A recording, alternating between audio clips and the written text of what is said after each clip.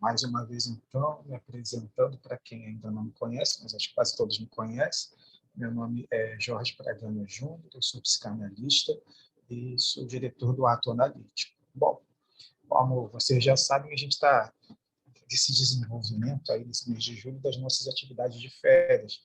Então, a Marli, enquanto está se recuperando, ela vai estudando, né? Enquanto a gente está de férias, a gente vai estudando também. De uma maneira um pouco mais solta, com tipos de temas, né?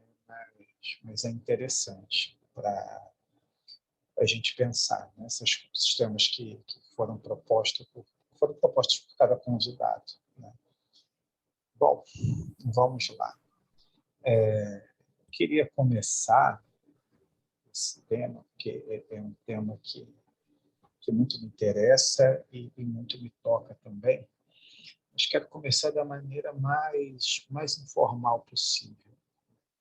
Gostaria de ter também a participação de vocês, né? Não precisa esperar concluir a fala para perguntar ou para acrescentar alguma coisa, né? Eu fiquei pensando bastante. Como que eu vou comparecer hoje? Se do lugar do analista que está falando sobre um determinado tema, ou se do lugar de uma pessoa que, que é totalmente atravessada por isso, que é uma pessoa homossexual, que é uma pessoa que está sujeita a todas essas questões da homofobia, que já viveu também, né? Que pode viver, provavelmente viverei ainda algumas outras vezes, né? Quanto essa sociedade não se transforma, né? Bom, então eu decidi comparecer das duas formas, né? Enquanto um homem homossexual, militante e também um psicanalista. Bom, eu fiz um pequeno texto, que seria uma introdução sobre o tema, e eu coloquei lá no Instagram da escola, falando um pouco sobre essa coisa plural, da sexualidade, que a gente vai abordar um pouco melhor mais para frente. Mas eu queria iniciar, eu pedi, né, algumas pessoas, tanto da escola quanto de fora, coloquei nas minhas redes sociais também, pedi que, se tivessem o desejo, né, poderiam se voluntariar a me contar algum caso de homofobia que tenha passado. E pasmem, né, várias pessoas me procuraram, contaram essas histórias, mas não quiseram falar sobre essas histórias publicamente. Porque todos esses casos de homofobia, geralmente eles são cercados de muita vergonha por parte da vítima, né? As vítimas falam ainda de uma forma muito sentida por tudo isso. E para ter dimensão disso, né, só quem atravessa mesmo. É claro que não estou dizendo aqui que não existe lugar de fala para todas as pessoas, todos têm lugar de fala, mas quem atravessa tem um lugar de fala diferente, né? Tem uma outra propriedade disso. Então, entre as pessoas que eu conversei, que bateram um papo comigo, teve uma pessoa da escola que se disponibilizou a contar um caso breve para essa introdução aqui do nosso momento de pensar um pouco sobre a homofobia. E eu queria pedir para a Isabela compartilhar com a gente esse caso. E, gente, não tenho muito costume de falar por aqui, não. Mas eu vim aqui hoje, eu estava conversando com o Jorge sobre. Hoje, na verdade, a gente nem conversou muito, né? Estava trabalhando, mas eu resolvi vir aqui e conversar um pouquinho também. Mas eu acho que dentro dos casos que já aconteceu, assim, que eu sou abertamente declarada, assim, para minha família, quem eu tenho mais contato. Tem uns 2 anos, mais ou menos. Eu tinha 20 anos com ele. Mas acho que de todas as vezes, assim, tem um pouco mais velado, né? Que às vezes acontece com outras pessoas, assim. mas foi inclusive a forma como as pessoas da minha família ficaram sabendo. Foi por parte de uma prima minha, que ela sabia e contou para minha mãe, e foi aquela coisa toda aqui em casa. Mas eu acho que de todos, esse, na minha visão, é um dos mais assim, invasivos que acontece quando a pessoa invade esse espaço do outro, de dizer sobre uma pessoa para um terceiro, sabe? Quando não é tão. Não é permitido, não foi consultado, nem nada. Foi o meu caso na época. Hoje, minha família sabe, é uma coisa mais tolerável, digamos assim, minha família. Inclusive, namoro. Mas na época era uma situação muito difícil para mim. A minha família é evangélica. Acho que 90% da minha família é evangélica. Os outros 10 eu não tenho tanto contato também. Mas era uma questão muito difícil para mim, antes da minha família saber, de ter. Tive um caso assim, meio depressivo, meio ansioso. E nessa época que a minha prima contou, minha família, assim, os pais, foi uma situação bem complicada, assim, de. Eu ainda tenho contato, não continuo morando com meus pais, mas foi uma questão muito difícil para mim de não ter sido da minha parte, de ter sido um outro que ter contado de uma forma invasiva. Mas eu acho que é isso. Obrigado, Isabela, pela sua contribuição. Esse tipo de invasão, né, é apenas um dos tipos de violência que uma pessoa homossexual, e aí eu acho que inclui qualquer sexualidade que não seja a hétero, passa, né? essa, essa invasão. Existe uma tal de uma heteronormatividade, né? Onde nós vivemos numa sociedade, né, que tem um grande número expressivo, né, de pessoas que acreditam que o certo é ser hétero. Antes de dar essa palestra, eu fiz uma pesquisa sobre o tema, eu estava pesquisando algum material, alguma literatura escrita sobre, e a gente tem bastante coisa. Desde algumas coisas mais complexas, desde o básico para quem está pensando em estudar sexualidade. Tanto coisas dentro da psicanálise quanto fora da psicanálise. Fora da psicanálise, eu super recomendo Judith Butler. Né? Ela faz, inclusive, algumas críticas à psicanálise, né? Na verdade, ela faz bastante críticas à psicanálise, mas recomendo a leitura. Né? E dentro da psicanálise, né, a gente tem muita coisa interessante também, muitos autores interessantes que trabalham no tema. Bom, mas ainda nessa introdução, eu queria contar um outro caso também, um depoimento de um casal que sofreu homofobia também. Esse caso aconteceu no início do ano. Né? Não sei quem ficou sabendo, né, mas eu vou ler o caso. Esse caso ficou até um pouco conhecido, porque saiu no jornal, mas eu vou ler aqui o caso para vocês. Um casal gay denunciou à polícia ter sido vítima de homofobia no domingo, dia 13 de fevereiro, isso foi no início do ano, em um condomínio do bairro de Carlos Prates, em Belo Horizonte. As vítimas dizem que foram agredidas com uma barra de ferro por um vizinho que é sargento da PM, de 48 anos, e que as ameaças feitas por ele já duravam pelo menos um ano. O caso está sendo investigado pela Polícia Civil. E aí, uma das pessoas, né, que sofreu essa violência, né, foi o João Augusto, de 24 anos, e o namorado Matheus Felipe, de 36 anos. Relataram, essa matéria está no site do UOL, relataram ao UOL que as agressões aconteceram enquanto esvaziavam o apartamento para se mudarem de endereço.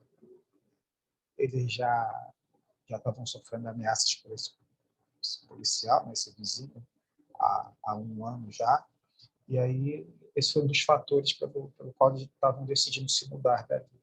Né? Bom, é uma postura muito de quem é homossexual, né? Ele evita coisas, né?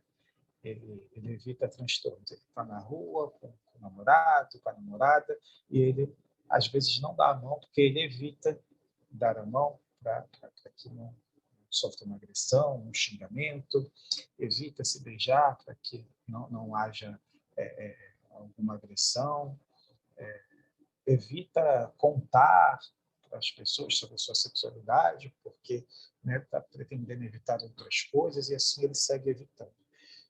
Se evitando, evitando de existir como ele é. Bom, continuando. O relato vai dizendo assim: o casal percebeu que a fechadura do apartamento encontrava-se com indícios de arrombamento. Eles combinaram de notificar a imobiliária e fazer um boletim de ocorrência. Segundo eles, a conversa foi ouvida pelo sargento, que partiu para cima do casal com xingamentos e depois com agressões com o uso de uma barra de ferro. O casal diz que não mencionou o nome do militar durante essa conversa. Comuniquei à imobiliária, o rapaz falando, e combinamos de fazer um registro na polícia. Como o isolamento acústico do apartamento é ruim, não sei o que houve.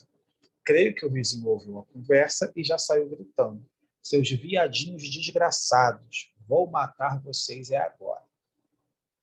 A vítima conta que, com o namorado, decidiram entrar para o apartamento e acionarem a PM.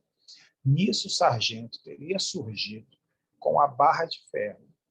Foi aí que Mateus conseguiu desarmar o policial durante as agressões. Ele continua dizendo: quando eu disse que chamaria a PM, o vizinho disse: ah, é? Então vou matar vocês agora, seus travestis.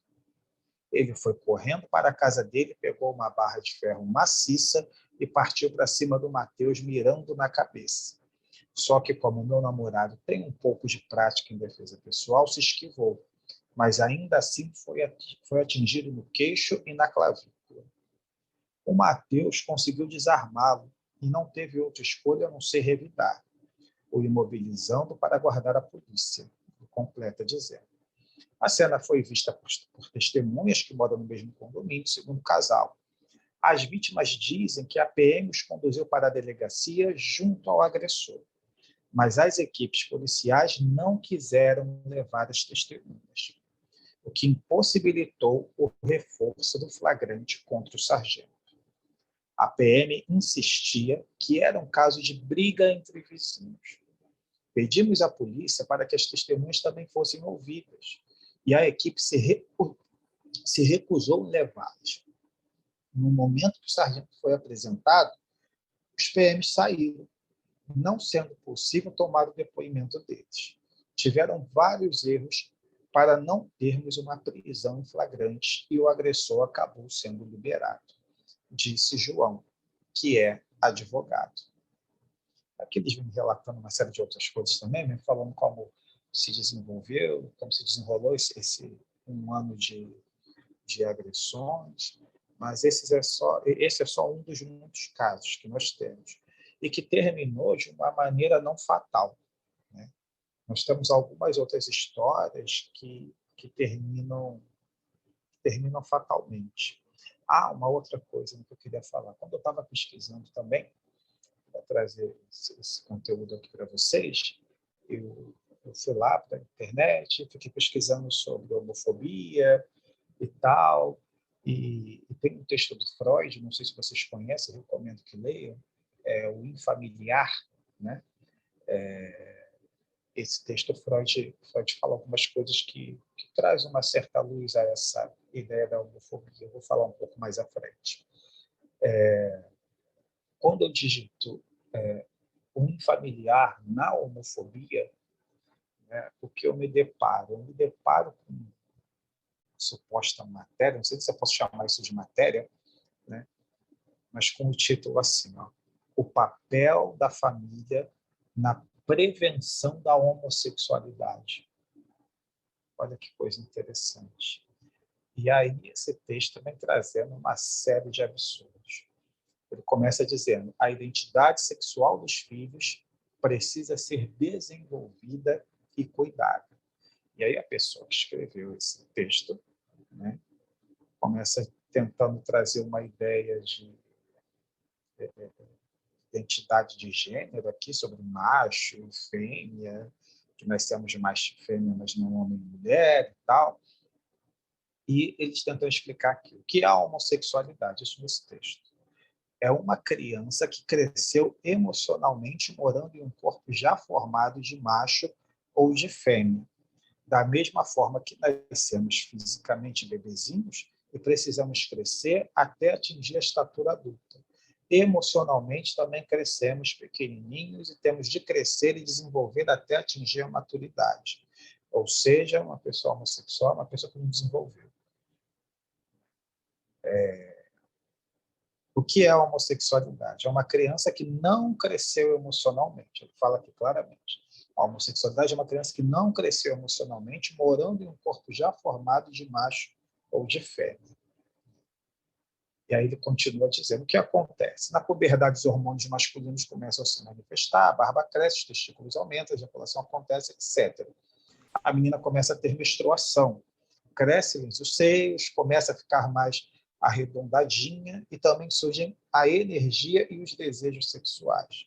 O que nos torna homens e mulheres não é o corpo, é o caráter. Essa é uma ideia estranha, muito estranha, bem deturpada. Né? Tenta explicar aqui, pega um complexo de Édipo e bagunça tudo aqui, a ideia de um Édipo. Vem falando sobre um pai participante, que tem que a presença desse pai com o filho parece que é o que torna o filho heterossexual, né? E aí ele ou ela, não sei quem escreveu, que nem assumiram a escrita disso, né? Começa a falar sobre carências afetivas, né? Como se o homossexual fosse uma pessoa carente, né? Ou seja, ele está em um lugar subdesenvolvido, né? E aí ele fala assim, a homossexualidade não é um problema sexual. Eu diria que as pessoas que vão pela primeira vez para um relacionamento sexual não vão por causa do sexo, mas vão em busca de afeto. A homossexualidade, ele repete aqui, né? Quando o menino não recebe do pai ou de uma figura masculina uma identificação positiva, fica dentro dele uma imaturidade emocional. Na puberdade, quando ocorre aquela enxurrada de hormônios, ele tem corpo de homem, mas interiormente ainda é um menininho. E esse menininho ainda anseia pelo relacionamento com uma pessoa do mesmo sexo. Olha quanto absurdo. Eu não consigo nem continuar vendo isso, né? De tão absurdo que é. Em algum momento aqui desse texto, eles fazem um cruzamento com a religião, que é uma das coisas que fundamenta bastante a homofobia, sobretudo no nosso país, né? Vem tentando trazer uma explicação sobre o que é uma identidade feminina também, e sobre como pais presentes que amam seus filhos faz com que eles sejam filhos heterossexuais. Então, o homossexual, ele é, segundo esse texto, né, é subdesenvolvido, ele não é amado pela sua família, ele não tem a presença dessa família, e isso não tem 50, 70 anos, não. Isso foi escrito agora. Muita gente ainda pensa dessa maneira, e não só pensa, eles difundem essas ideias. A internet deu voz aos imbecis. Isso é um fato. A gente encontra muita coisa legal, mas, infelizmente, a internet também deu voz aos imbecis. Você tem atrocidades sendo divulgadas em larga escala. Hoje, fazendo essa pesquisa, estava querendo ver algum vídeo que eu queria colocar para vocês, mas acabei não conseguindo salvar, né? Hoje eu até coloquei lá no meu Instagram, foi recente isso, um vídeo de uma campanha onde duas modelos se beijavam, acho que na Itália, e aí uma freira praticamente atacou elas e separou elas, bem idosas já, e ela não percebeu que se tratava de uma filmagem, né? E ela separou elas e ela gritava, não, não, não, isso é o diabo, isso é o diabo. Isso é homofobia. uma vida bem velhinha mesmo, né? Isso é homofobia, essa aversão à homossexualidade. A gente já considera homofobia. E aí essa aversão vai ser manifestada de várias formas. Vai ter gente que vai pensar, porque as próprias modelos estavam rindo da senhorinha freira, que achou engraçada, ela muito velhinha, pequenininha. Não, empurrando eles. Mas, na verdade, o discurso dela colabora para coisas muito mais graves. Só um minuto. O discurso dela colabora para coisas muito mais graves, né? Talvez essa freira não pegou uma faca e atravessou as duas mulheres. Mas muitas pessoas que viram esse vídeo sendo difundido e que compartilham desse pensamento homofóbico, eles vão pensar lá, falta de respeito com a irmã, uma senhora idosa vendo isso, essas pessoas têm que morrer. Isso é muito comum. Eu já escutei muitas vezes as pessoas falando que o homossexual tinha que morrer. Eu vi certa vez um homem falando que ele estava comentando, né, que ele viu duas meninas se beijando na rua. E ele estava comentando com algumas pessoas o tamanho do ódio dele por isso, de ter visto essas duas meninas se beijando. E ele disse assim, olha, eu fiquei com tanta raiva na hora que a minha vontade era pegar a cabeça das duas e bater na cabeça uma da outra até estourar. E aí eu pergunto, de onde vem esse ódio? De onde se origina todo esse ódio que é endereçado a pessoas homossexuais? Por que pessoas homossexuais? Por que pessoas transexuais? Por que pessoas assumidamente bissexuais? E quando eu falo assumidamente bissexuais, né, eu falo uma pessoa que se reconhece realmente dentro disso, né? Tem esse ódio todo dirigido a elas, né? Porque também tem um outro lado da bissexualidade, né? Que para a heterossexualidade, para a heteronormatividade, isso eu falo do machismo em si, né? A mulher homossexual não é uma ofensa, enquanto isso não fere de alguma maneira a masculinidade dele. Quando que isso fere a masculinidade dele, essa virilidade dele, né? Que ele tem ideia por viril? Quando essa outra mulher sustenta um papel que para ele é impossível dele mesmo sustentar. E aí ela passa a ser objeto de ódio. Mas se essas mulheres servem às suas ideias de sexo e fantasias sexuais, né? Aí tudo bem, aí não é um problema. Né? Mas quando essa pessoa não serve dentro disso, aí isso passa a ser um problema e essa pessoa passa a ser alvo do seu ódio. Isso que eu estou falando não é novidade para a maioria de vocês, mas eu acho que é preciso falar, porque uma palestra como essa não pode ser só uma palestra para a gente falar de psicanálise, ela tem que ser também um tipo de denúncia, né? Bom,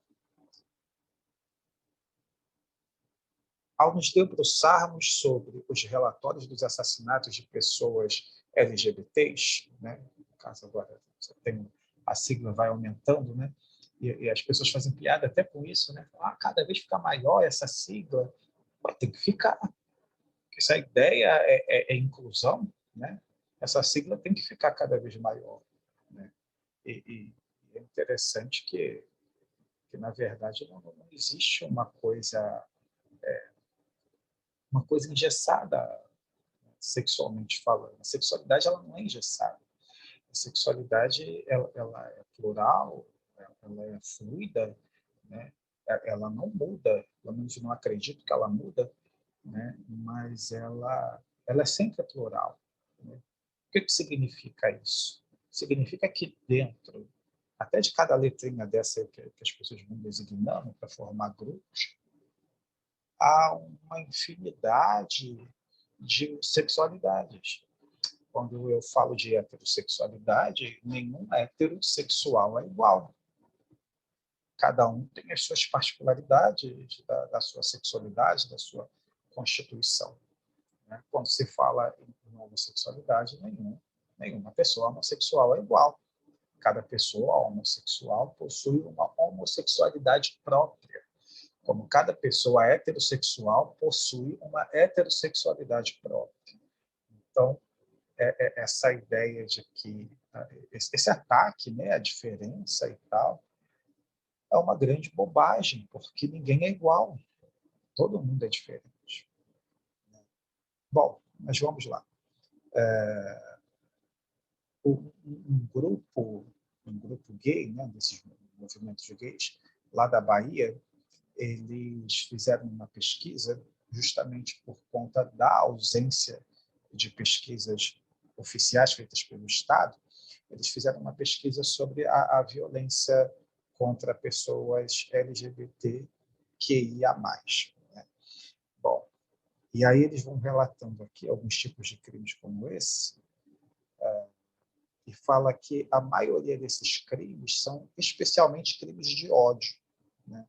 Não são crimes que podem ser qualificados como um homicídio que eu falo são homicídios, né? Mas é diferente, e vocês vão ver como é diferente, né? Por exemplo, quando se encontra corpos, né, de pessoas que morreram decorrente à homofobia, são corpos que você encontra com golpes de faca, eles vão citando aqui, golpes de faca de peixeira no ânus, ou pênis decepado e colocado na boca da vítima, a extração do coração, o desmembramento do corpo, a deformação do rosto a facadas ou a pedradas, a carbonização, o espancamento, muitos tiros ou muitas facadas, né? Não é só uma questão de matar, né? Foi lá e deu um tiro, matou. Não, é uma arma que é descarregada em cima da pessoa homossexual. E tais requintes de crueldade dirigidos ao corpo das vítimas, com frequência articulados às regiões genitais, fornecem uma pista para que o entendimento de que muitas vezes esses crimes são motivados por homofobia ou transfobia, um tipo de ódio específico mobilizado pelas normas da cis-heterossexualidade e endereçado à população LGBTQIA+. Essa série de elementos corporais desprendidos de seu suporte, bastante recorrente nos crimes homofóbicos, parece corresponder a alguns dos fatores descritos por Freud como responsáveis pela sensação da infamiliaridade. No texto freudiano que leva esse mesmo nome, o infamiliar, diz respeito a algo do secreto e do oculto que, mesmo tendo sido recalcado pelo sujeito, acabou por vir à luz, provocando uma sensação angustiante de ser confrontado a algo do íntimo que o sujeito não reconhece como tal. Nesse sentido, Freud nos fornece, entre outros, os seguintes exemplos: membros cortados, uma cabeça decepada, uma mão separada do corpo, tem algo de extremamente infamiliar, na medida em que se relacionam ao complexo de castração. No entanto, tais elementos corporais nessa passagem do texto são alegadamente retirados dos contos fantásticos, de forma que a sua consideração pareceria restringi-los ao âmbito da ficção. O infamiliar da ficção ou da fantasia, né, é muito mais rico do que o infamiliar das vivências. Ele não só abrange na sua totalidade, como é também aquele que não aparece sob as condições do vivido. Se, por um lado, a literatura de fato permite uma liberdade criativa muito maior do que o âmbito do vivido, por outro, é um pouco desconcertante que essa abordagem freudiana de 1919, escrita às vésperas da invenção da pulsão de morte, pareça deixar de lado uma dimensão da violência que talvez se ligue a algo de infamiliar efetivamente encontrado nas vivências. Afinal, Freud não considera em seu texto a possibilidade violenta de aparição desses pedaços corporais na experiência do sujeito. Ele parece confinar tais aparições aos contos fantásticos, sendo que a seu próprio trabalho contém elementos para desdobrar esse aspecto vivido do familiar. Nesse caso, precisaríamos nos arriscar a ir além de Freud e perguntar se poderiam os requintes de crueldade que encontramos nos crimes de homofobia e transfobia nos confrontar com o ponto de infamiliaridade ainda mais angustiante do que aqueles que encontramos nos contos literários.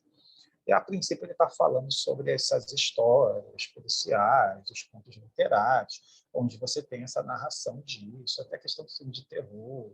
Isso também vai para a arte, para o cinema, para a pintura. Tem algo de familiar, algo que choca, algo que desperta uma angústia em quem vê, né? Mas não só isso, né? Nós vemos também hoje esse familiar sendo encenado a partir dessa relação de ódio. Eu não digo nem ódio à diversidade, né? Porque se eu falar ódio à diversidade, acho que eu vou cair nesse erro. O ódio ele não é endereçado à diversidade, uma vez que ninguém é igual.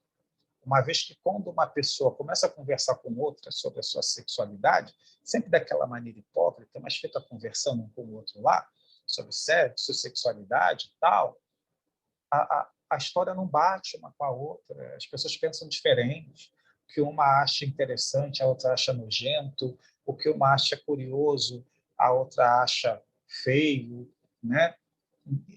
Ninguém é igual, e ali está a diferença sendo marcada o tempo todo.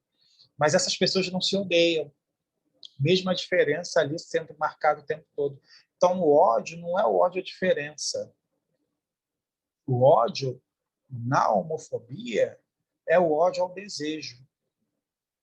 E esse daqui é o grande pulo do gato para você entender, né? A homofobia, né, eu até escrevi aqui no texto, eu vou ler o texto que eu escrevi para vocês, né? Eu coloquei assim: ainda que para alguns de nós isso não seja novidade, vale lembrar que a sexualidade é plural. Quando falamos sobre sexualidade, estamos falando do plural que abriga o singular de cada um, como eu falei. Não podemos afirmar que todo homofóbico seja homossexual, porém o homofóbico é aquele que assume uma posição demasiadamente neurótica a respeito de algum traço da sua própria homossexualidade. Jorge, como assim da sua própria homossexualidade? Porque ninguém é constituído de uma única maneira, né? Quando ninguém é totalmente uma única coisa. Ninguém nasce homem ou mulher. E ninguém que se tornou mulher ou se tornou homem se tornou totalmente homem ou totalmente mulher. Essa é uma outra questão, né? Da mesma forma que ninguém que é heterossexual é totalmente heterossexual. E ninguém que é homossexual é totalmente homossexual. Está dando para entender? Jorge, quer dizer que, então, que essa pessoa pode vir a ter uma relação homossexual? Não, talvez nunca tenha. Mas isso não significa que ela não abriga algo da homossexualidade dentro dela. Inclusive, ela precisa abrigar esse algo da homossexualidade para poder ser heterossexual. Como o homossexual também precisa abrigar esse algo da heterossexualidade dentro dele para poder ser homossexual. Então, ninguém vai ser totalmente alguma coisa, né? Eu estou falando aqui, eu falo para homens e mulheres, né? Mas eu não sei te dizer aqui quem é homem e quem é mulher. Olha que interessante, né? Eu já escutei falas do tipo, né? E acho que vocês já escutaram também. Nossa, aquela mulher ali é o homem da casa. Ou então, nossa, aquele homem ali aquele pai, né? É melhor mãe do que a própria mulher dele, né? O pai é melhor mãe. Não está falando que o pai é melhor pai, né? É um bom pai. Está falando que ele é melhor mãe que a própria esposa. né? Então, ninguém é, ela é o homem da relação, tem bastante isso, Renan. Ela é o homem da relação, né? É ela que toma frente, é ela que coordena, é ela que trabalha, decide como vai fazer, tal. Ela é o homem da casa. Escuta bastante isso, né? Então não existe essa totalidade, né? Existe algo do masculino nas mulheres, como existe algo do feminino nos homens. Diria até que se os homens fossem mais femininos, seriam homens melhores, né? E aí não tem nada a ver também com a sexualidade. Seria com os atributos da feminilidade, né? Que não significa ser afeminado também. Um homem afeminado pode ter muitas características da masculinidade, mesmo sendo um homem afeminado. Um homossexual pode ser extremamente machista, né? Na verdade, como muitos são. E, inclusive, não só machistas, como também homofóbicos, porque a homofobia ela é estrutural, então ela está para todos, como o racismo é estrutural, como o machismo é estrutural. Da mesma forma que temos mulheres machistas, temos homossexuais homofóbicos, temos homossexuais transfóbicos, temos bissexuais homofóbicos, entende? Por quê? Porque isso é estrutural, isso está para todos. Eu posso, em algum momento, emitir uma fala homofóbica, porque isso é estrutural, isso está para a cultura. E eu sou constituído também por essa cultura. Eu também sou um efeito dessa cultura. Ah, Jorge, então o que a gente faz? A gente continua falando sobre isso. Milita, né, contra isso. E aí, de alguma maneira, nós vamos nos pegando menos dentro disso. E isso já é um grande avanço culturalmente, isso já é um grande avanço para a sociedade, né? Bom, mas seguindo na minha fala, né, isso dentro da sua própria homossexualidade, porque todos têm, mesmo sendo heterossexuais. Ou mesmo está em profunda oposição ao próprio desejo e encontra na pessoa do homossexual a figura de alguém que conseguiu sustentar o seu desejo e passa a odiá-lo, porque ele não consegue fazer o mesmo. Então, não necessariamente é porque esse cara é um homossexual, um hostil, não saiu do armário. Ele bateu no gay porque ele quer ser gay, né? Não. Às vezes, não, certamente, né, é uma questão de desejo. Né? Ah, porque ele deseja ser gay? Não, às vezes é uma outra coisa do desejo dele, que ele não tem coragem de sustentar, que ele se acovarda diante disso. E aí ele vê na pessoa do homossexual uma pessoa que sustenta o seu desejo. E isso é o suficiente para odiá-lo. Isso é o suficiente para que haja homofobia. Então, a homofobia nasce a partir do ódio daquele que se acovarda diante do seu próprio desejo e vê nesse outro uma ameaça, esse outro que realiza o seu desejo, que supostamente realiza o seu desejo, que não é nem realizar, é sustentar. Esse outro que sustenta o seu desejo. Por quê? Porque o desejo é proibido, né? É o que faz um neurótico, né? Tem que haver desejo e tem que haver proibição. Se não tiver desejo e não houver proibição, não tem neurose. Mas você juntou desejo e juntou proibição, temos uma neurose. Então, ele precisa, de uma maneira muito hipócrita, né, repudiar esse que sustenta o seu desejo, mas não só repudiá-lo, ele precisa eliminá-lo. Ele precisa eliminá-lo. Para isso, vai se fundamentar em várias coisas, sobretudo na religião, né? As religiões de base cristã, né, boa parte delas tem essa questão. Isabela falou até no começo disso, né? Acaba como plano de fundo, né? Tendo uma religião como base, como fato, né, de eles considerarem alguns, né, sua maioria, doutrinariamente considerarem a homossexualidade como um pecado, e essa pessoa vai ser réu no inferno. E recentemente uma cantora evangélica aí falou que não cantaria no casamento do amigo homossexual e tal. E nessa entrevista ela usou esses termos falou assim: imagina só uma pessoa que vai ser condenada para sempre, né? Então imagina você carregar esse fardo, né? Não carregar, né? Mas imputarem esse fardo de que você é um condenado, que você vai, né? Perecer para sempre, sendo queimado, queimado, queimado, né? Isso de alguma forma incentiva o ódio. Há algumas, eu tive pesquisando sobre, há algumas instituições cristãs que estão lutando contra isso, inclusive. Tanto essas religiões cristãs de base evangélica, quanto de base católica. Tem alguns padres fazendo um trabalho bem legal, bem interessante, criando pastorais, inclusive, dentro da Igreja Católica, criando pastorais para falar sobre diversidade, né? Jorge, E dentro, sim. tem até no Pode Instagram, falar. não sei se você já ouviu falar, ele chama Direito a Deus, Não, ainda não. não? Eles trabalham sobre essa questão, mas de um sentido.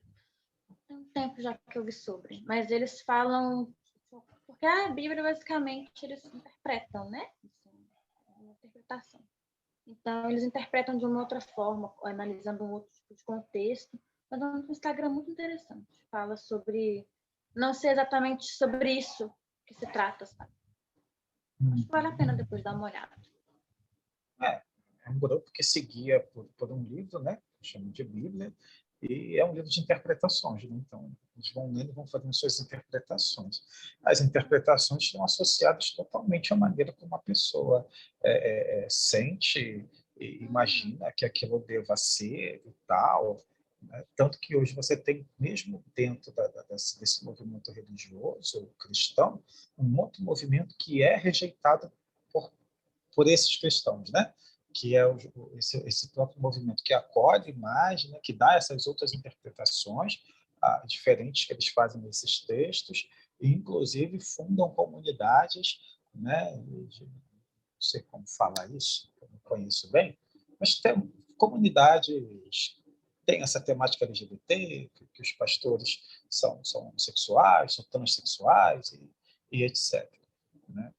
Então, assim, Aqui em BH, há um movimento que acontece, né, dentro da própria religião, né, mas assim você percebe que de forma ainda muito forte essa coisa mais fundamentalista prevalece, né?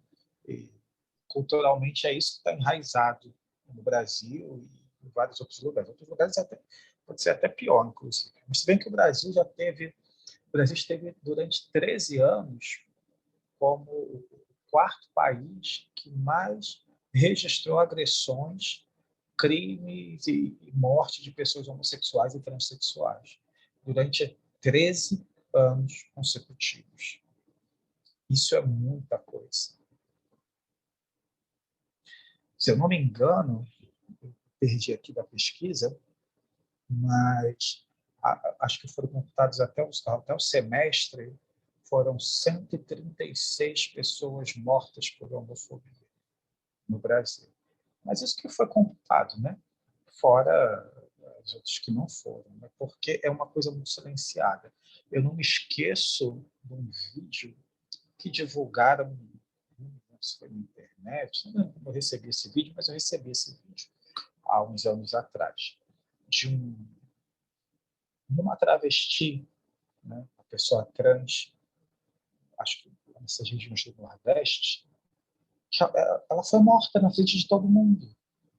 Todo mundo. O bairro que ela foi criada, assim, e num tom de brincadeira. Olha que absurdo.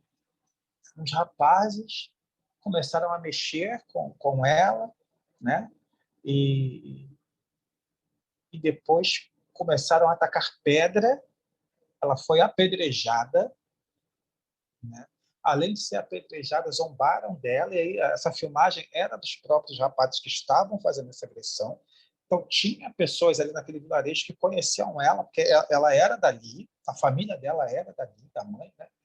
E eu lembro, essa cena me marcou, assim, me chocou, porque colocaram ela no carrinho de mão, ensanguentada, ficaram rodando com ela e rindo, com ela no carrinho de mão, toda desfalecida, ensanguentada. Aí virava um carrinho de mão assim, jogava ela no chão e ria, chutava, batia com um pedaço de pau. E ela morreu, sendo agredida ali, filmada, essa agressão de todo mundo.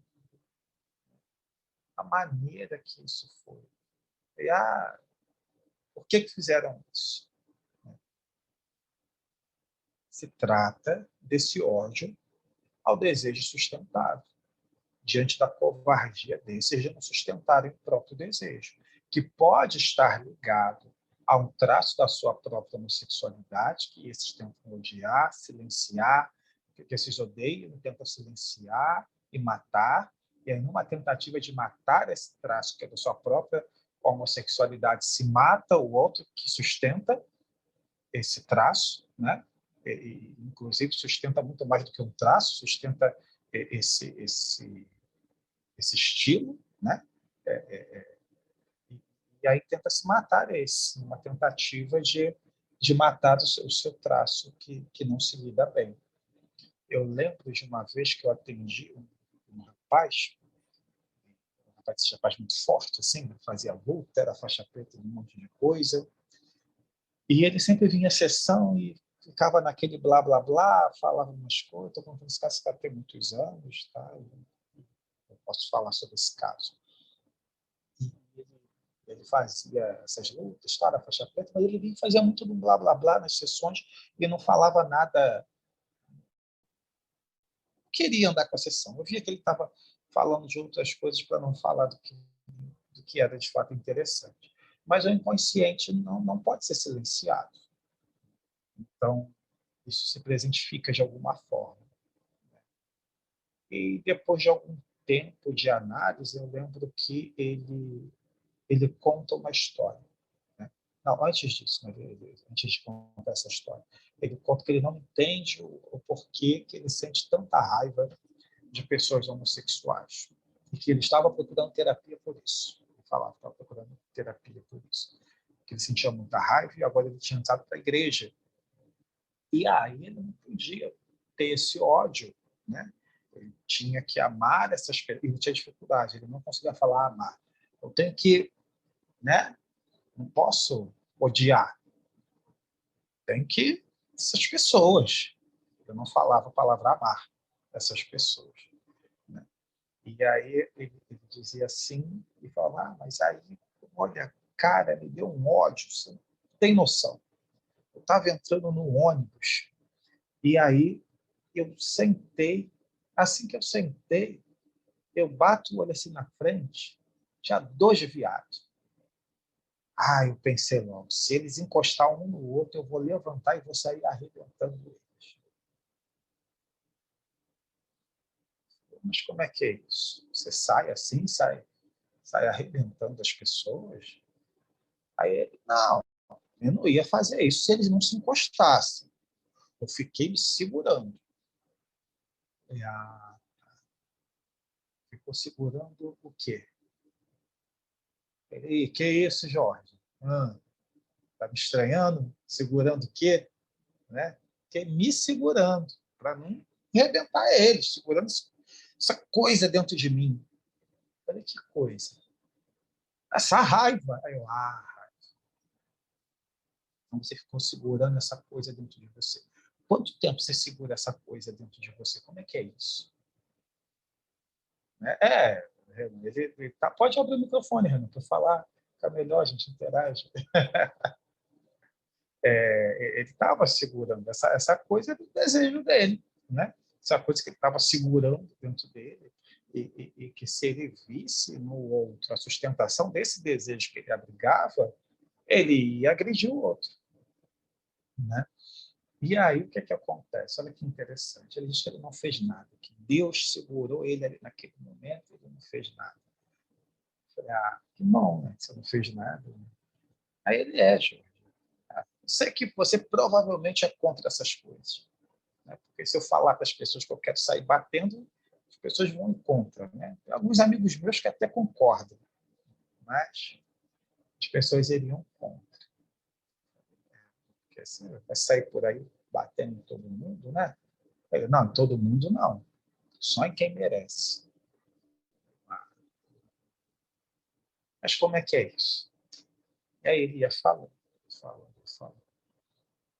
Tudo bem. Chegou um período, né, dessa análise que ele dizia que estava bem, que já conseguia olhar para uma pessoa homossexual e não querer bater nela, mas queria pregar o amor de Jesus para ela, a fim de que ela se libertasse daquele mal. Que mal? Esse mal que está dentro dela, esse mal que faz ela querer isso. E ele começa a dar muito detalhe de como é esse mal. Um mal que até então, para quem não é homossexual, deveria ser um mal desconhecido, né? Mas ele trouxe esse mal com uma riqueza de detalhes, como alguém que sentia esse mal. Por isso que o homofóbico ele carrega uma paixão. Que paixão é essa? Paixão no sentido de sofrimento mesmo. Ele sofre com isso, né? E ele começa a descrever como é esse mal, né? Muito detalhe, muito detalhe. Falei, mas esse mal, pelo que você está falando, né? Deve ser bem difícil de lidar com isso. Então, falar, com certeza. Eu não sei, mas assim, eu imagino que eles, né, seja muito difícil, por isso que agora eu não quero mais bater neles, porque imagino que seja muito difícil para eles viver com isso. Sim. E a análise foi caminhando, até que chegou um dia que ele estava muito transtornado. E ele disse, eu preciso falar uma coisa. Eu só estou falando essa coisa porque eu realmente preciso. Mas como é que é isso? Ele me fala, eu odeio pessoas homossexuais e eu ainda quero matar eles. Você quer matar o quê? Pessoas homossexuais. Mas como assim? Ah, eu quero matar pessoas homossexuais porque quando eu olho para elas eu me sinto muito mal, vem uma coisa que me sufoca, me dá nojo. Me dá nojo. Nojo? Como assim nojo? Nojo. Eu olho e sinto nojo. Parece que eu estou sentindo cheiro. Cheiro. E dá ânsia de vômito. Mas como é que é isso? Ele, sei, aquela sujeira.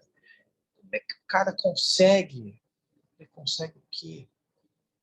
Como é que um cara consegue? Não dá, não dá. E aí eu fiquei em silêncio. E ele também ficou em silêncio.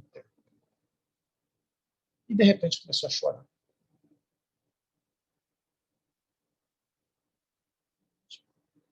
O que você quer falar? Você veio aqui para falar isso que você acabou de falar? Parece que você quer falar alguma outra coisa. E ele vai e diz, isso é nojento porque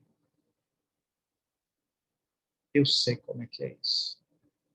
E ele conta um relato de quando ele era criança. E ele estava num local, né, acho que era uma obra, não sei, e parece que o filho do pedreiro era um pouco mais velho que ele, tinha uns 4, 5 anos mais velho que ele devia ter uns 8, 9 anos, que ele falou, e devia ter uns 9 anos. E parece que o filho do pedreiro puxou ele para o banheiro. E nisso, o filho do pedreiro puxou ele para o banheiro, começou a tocar nele e botou ele para tocar em si. E teve aquela coisa, né, aquele contato lá sexual. Mas aí o filho do pedreiro, em determinado momento, falou para ele, senta aí. Aí ele sentou nesse banheiro, em cima do vaso, e o filho do pedreiro sentou sobre ele, fazendo uma penetração. E aí, de repente, a mãe dele escutou, falou, quem está aí dentro do banheiro? E bateu na porta. E rapidamente o outro menino se levantou, se vestiu, falou para ele, se veste, se veste. Ele se vestiu também. Ele abriu a porta e falou, é a gente, tia. E a mãe falou, o que vocês estão fazendo aí? Aí ele falou, não, só vim mostrar para ele aqui dentro do banheiro como ficou. Aí ela, tá, sai daí. Não brinca aí dentro, não. Ele saiu, e ela virou para o filho e falou, tá tudo bem? Aí Tá. E aí ele disse que ela fez uma cara bem séria. Tem certeza? Ele ficou com medo, porque ele imaginou que ele seria punido. E ele falou, tem. Não entra mais no banheiro com ele. Tá. Só que ele ficou com tanto medo da mãe dele, do pai dele saber, que ele ficou vestido, né, até o final do dia, no horário habitual que ele tomava banho. Mas qual é a questão de ficar vestido até o final do dia? O outro menino não devia ter prática nenhuma nisso e tal, e quando fez essa penetração, quando levantou, sujou ele de fezes. E ele ficou com a genital dele suja de fezes o dia inteiro. Até a hora do banho, ele diz isso para que a mãe dele não desconfiasse que aconteceu alguma coisa. Então, ele não poderia sair e tomar banho. E aí, sempre que ele se refere a homossexuais, ele fala que são nojentos, que dá nojo, que vem aquele cheiro. Ele está falando da experiência que ele teve. E, a partir daí, ele tenta silenciar isso e tal. Mas aí ele conta isso para mim. Mas como é que é isso para você agora? Não, isso passou, isso é porque eu era criança e aquele desgraçado se aproveitou, mas isso passou. Ele passou? Claro que passou. Você acha que não? Eu sou homem, Jorge. Então, tá achando que eu não sou? E se levantou. Aí eu pensei, poxa, aquele homem de 1,00 m cacetado, grande daquele jeito, faixa preta em tudo, falei, vou apanhar aqui. Acho que só eu tenho essas histórias, né, de consultório, né? O paciente já levou faca, já virou com faca para cima de mim. Esse de 1,00 m cacetado, faixa preta, falei, pronto, agora eu vou apanhar aqui. Falei, você que vai responder, você está irritado com a pergunta? Aí ele, não estou. Você quer encerrar por aqui? Não, pode sentar. Sentou. E, olha, para não dizer que não aconteceu nada, uma vez, eu já adolescente, com um primo meu na piscina, meio que eu senti uma coisa, ele me tocou, mas eu falei, não, cara, sai dessa, sai dessa. E aí depois eu comecei a arrumar mulher, fui arrumando muita mulher, muita mulher, tanta mulher assim. Gosto de mulher, né? Você falou que está arrumando tanta mulher, tanta mulher, tanta mulher. Né? Tem que ser assim. Por quê? Aqui tem que ser. Um homem de verdade pega muita mulher. Por que eu estou contando esse relato? Posteriormente, ele tenta até entrar num casamento, lá se casa, mas pouco tempo depois vão se separar e tal, e assume uma relação com uma pessoa, com outro homem. Né? Mas para ele assumir essa relação com o homem, foi um processo assim, gigantesco. Jorge, você está dizendo, então, que ele era homofóbico, que queria agredir homossexuais porque ele era homossexual. Nesse caso, sim, mas não é em todos os casos. Em outro caso, pode ser algo relacionado, né, a um outro tipo de desejo. Né? E aí, por isso, esse ódio. Bom, já falei, né? Separei alguns tópicos. Né? O homofóbico não necessariamente é um gay dentro do armário.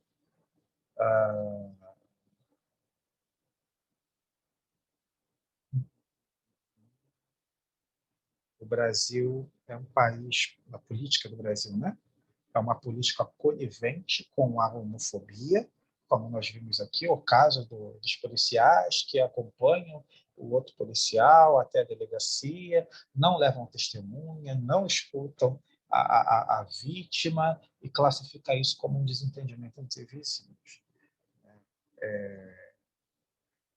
Mesmo a homofobia sendo crime, é muito difícil de você qualificar um crime como um crime de homofobia, né? Você pode chegar lá e, no caso de uma pessoa homossexual, transexual, dar a parte, fazer o boletim, e dificilmente esse crime vai ser caracterizado como um crime de homofobia. Como foi o caso da cantora aí, que falou essas coisas, e de outras pessoas que falam uma série de coisas e que incentivam o ódio também. O próprio presidente, né? Ele já teria sido preso se o crime de homofobia fosse um crime que fosse facilmente caracterizado. Na verdade, até é, né? Mas na hora de fazer a denúncia, isso não é levado a sério. Há um outro ponto também, né? Separei aqui dessa questão da homofobia, é sobre os pais. A Isabela falou um pouco isso sobre família, né? Por conta da homofobia ser estrutural, né? É também muito difícil para a família esse processo. Né? Não sei, geralmente algum paciente vem e fala que vai se assumir e vai falar para a família, né? Eu acho que o processo de cada um é sempre singular, né? Mas geralmente alguns vêm muito acertando, não. Eles vão ter que me aceitar, eles vão me engolir, porque eu sou mesmo e tal. Esse é um lado, né? Eles estão ali e tal. Mas também há toda uma questão de um luto que é feito pelos pais a respeito desse filho, dessa filha homossexual. Porque o pai e a mãe idealizam um filho. Eles esperam uma criança. Vocês já tiveram essa sensação de esperar por alguma coisa. Enquanto você espera, você idealiza como aquela coisa vai ser. Se você agenda uma viagem, espera até a data da viagem, você idealiza como será aquela viagem. Se você tem uma festa para ir e precisa aguardar até a data, você idealiza como vai ser a festa, o que você vai vestir, né? Onde você vai ficar. Se você faz uma compra pela internet e ela vai demorar uns dias para chegar, enquanto você está esperando, você vai idealizando como é aquele produto que você comprou. Então, tudo que a gente espera é acompanhado de uma idealização. Quando os pais esperam os filhos, eles idealizam essa criança. E aí eles planejam todo o futuro para ela, e como ela vai ser, qual vai ser a personalidade dela, inclusive. E fica, se puxar o seu lado da família, vai ser assim. Se puxar o meu lado da família, vai ser de outro jeito. Mas essa criança pode ser diferente de qualquer lado da família, né? Ela não precisa ser igual a um lado da família ou do outro lado. E os pais não estão prontos para isso. Então, quando há essa coisa, precisa haver um luto. E esse luto, eu não sei se eu posso considerar como homofobia, porque é muito dessa queda do ideal da família, do que ela espera, do que ela acredita que tem que ser. É um luto que todo pai e toda mãe vai fazer pelo filho, independente desse filho ser homossexual ou não, porque nenhum filho vai corresponder a essa expectativa dos pais. Se ele corresponde, ele vai ter sérios problemas, ele vai ter uma vida muito difícil, correspondendo, sendo essa extensão do desejo dos pais. Né? Não dá, não se consegue. Né? Então, todo pai, toda mãe passa por esse luto, passa por esse desencanto, essa coisa, poxa, né? E vai tentar se ajeitar ali dentro daquela realidade que não é a realidade que ele imaginou.